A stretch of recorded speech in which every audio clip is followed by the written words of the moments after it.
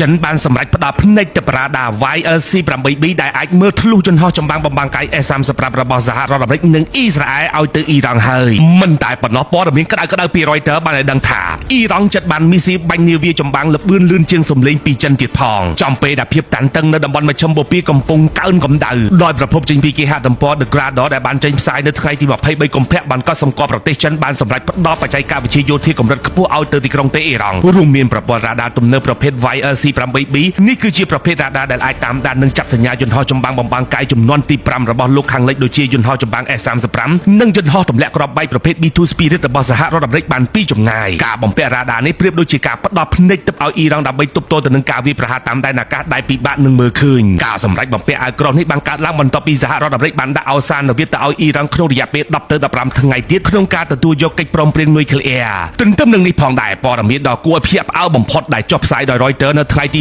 24កុម្ភៈគឺអ៊ីរ៉ង់ចិត្តសម្រេចកិច្ចព្រមព្រៀងទិញមីស៊ីលប្រឆាំងនាវាល្បឿនលឿនជាងសម្លេងពីប្រទេសចិនអាវុធប្រភេទនេះមានសមត្ថភាពអាចវាយកំទេចនាវាចម្បាំងធំៗបានយ៉ាងរហ័សនិងពិបាកក្នុងការបាញ់ស្ទាក់ចាប់បំផុតនេះគឺជាយុទ្ធសាស្ត្រដ៏មុតស្រួចរបស់អ៊ីរ៉ង់ក្នុងការគំរាមកំហែងដល់នាវាចម្បាំងសហរដ្ឋអាមេរិកដែលកំពុងចាក់លាត់ទ័ពយ៉ាងច្រើននៅក្នុងតំបន់សមុទ្រជុំវិញអ៊ីរ៉ង់ជាពិសេសនៅច្រកសមុទ្រអូម៉ូមន្ត្រីអ៊ីរ៉ង់ម្នាក់បានបង្ហើបថាដល់ពេលដែលត្រូវយកកិច្ចព្រមព្រៀងយោធាជាមួយសម្ព័ន្ធមិត្តចិនមកអនុវត្តជាក់ស្ដែងហើយនេះមានន័យថាអ៊ីរ៉ង់លែងចរចាទៅទេទៀតហើយគឺគេចាប់ផ្ដើមទាញយកបច្ចេកវិទ្យានិងអាវុធពីចិនមកពង្រឹងការពារខ្លួនភ្លាមក្រៅពីគ្រឿងយុទ្ធោបករណ៍ចិនក៏បានជំរុញឲ្យអ៊ីរ៉ង់បោះបង់ប្រព័ន្ធ GPS របស់សហរដ្ឋអាមេរិកហើយបដូរមកប្រើប្រាស់ប្រព័ន្ធផ្កាយរណប3ឌូរបស់ចិនវិញដើម្បីបង្ការការលួចតាមដាននិងការហែកទិន្នន័យពីសំណាក់ភ្នាក់ងារសម្ងាត់អាមេរិកមកដល់ត្រង់ចំណុចនេះមានសំណួរកើតឡើងហេតុអ្វីបានជាចិនសុកចិត្តជួយអ៊ីរ៉ង់ដល់ថ្នាក់ហ្នឹងនោះក៏ព្រោះតែចិនខ្លាចបាត់បង់ប្រភពប្រេងនិងខ្លាចខូចខាតដល់ការវិនិយោគរាប់ពាន់លានដុល្លាររបស់ខ្លួននិយាយឲ្យចំទៅចិនបំពាក់អាវុធទៅអ៊ីរ៉ង់ដើម្បីឲ្យអ៊ីរ៉ង់យាមផ្ទះនិងយាមប្រេងឲ្យចិនកុំឲ្យសហរដ្ឋអាមេរិកមកប៉ះពាល់បានដើម្បីធានាឲ្យបាននូវការផ្គត់ផ្គង់ប្រេងពីអ៊ីរ៉ង់ដែលជាប្រភពថាមពលដ៏ធំបំផុតរបស់ចិន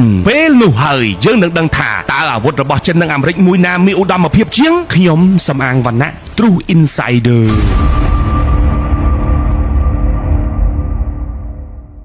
ប្រូម៉ូសិនដើមឆ្នាំដែលមិនធ្លាប់មានពីបូរីមីកុងឡែនអាងប៉ៅសេះមាសនាំសំណាงចំនួនមានកំណត់កុំឲ្យឱកាសមាសនេះរំលងផុតទៅឲ្យសោះទំនាក់ទំនងមកឥឡូវនេះតាមរយៈលេខទូរស័ព្ទ061 955 999